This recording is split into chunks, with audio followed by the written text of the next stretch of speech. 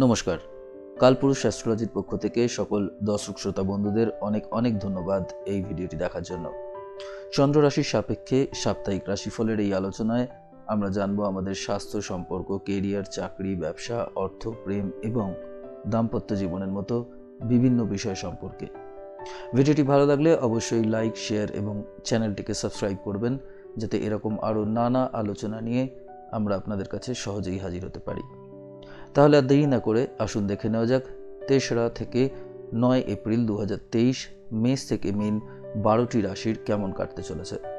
প্রথমেই এই সপ্তাহের গ্রহ গোচারগুলি দেখে নেওয়া যাক। এই সপ্তাহে বৃহস্পতি এবং সূর্য মীন রাশিতে, মঙ্গল মিথুন রাশিতে, বুধ মেষ রাশিতে, শুক্র মেষ থেকে বৃষ রাশিতে পরিবর্তন করছে। চন্দ্র এই সপ্তাহে সিংহ রাশিতে প্রবেশ করে পরবর্তীকালে কন্যা, তুলা এবং বৃশ্চিক রাশিতে পরিবর্তন করবেন। ধনুরাশির জাতক জাতিকাদের সপ্তাহের শুরুটা আপনাদের স্বাস্থ্য, সুখ, কর্মদক্ষতা, আত্মবিশ্বাস এবং ধৈর্যের জন্য তেমন একটা শুভ নয়। গুরুত্বপূর্ণ কাজ সম্পাদনে বাধা আসবে।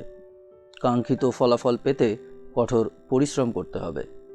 সেই সঙ্গে এই সময়টা কোনো নতুন কাজ শুরু করার জন্য খুব একটা শুভ নয়।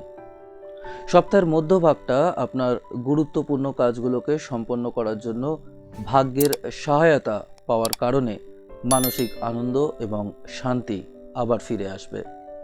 এই সময়ে আপনার স্বাস্থ্যেরও উন্নতি হবে।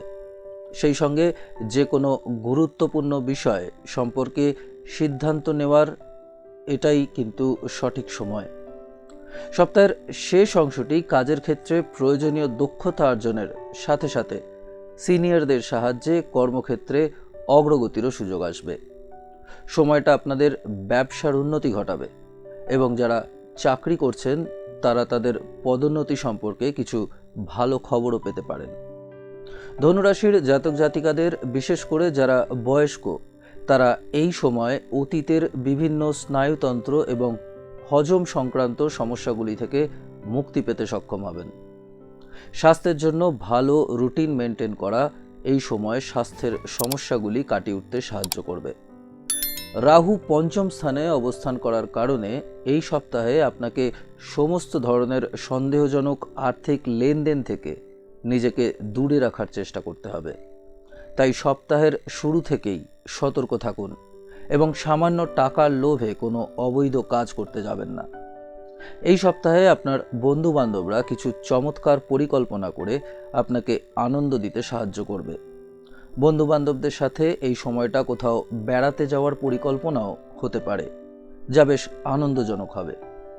স্বনিযুক্ত ব্যবসায়ীরা এই সপ্তাহে আরও বেশি সাফল্য পাবেন।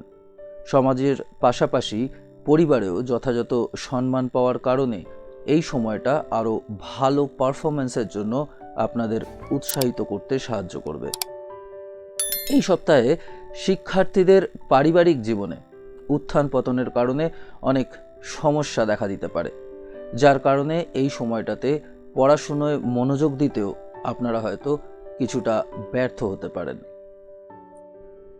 তাহলে আজ এই পর্যন্তই। আবার দেখা হবে নতুন কোনো ভিডিওয় নতুন কোনো আলোচনার সঙ্গে। ভালো থাকবেন, সুস্থ থাকবেন। নমস্কার।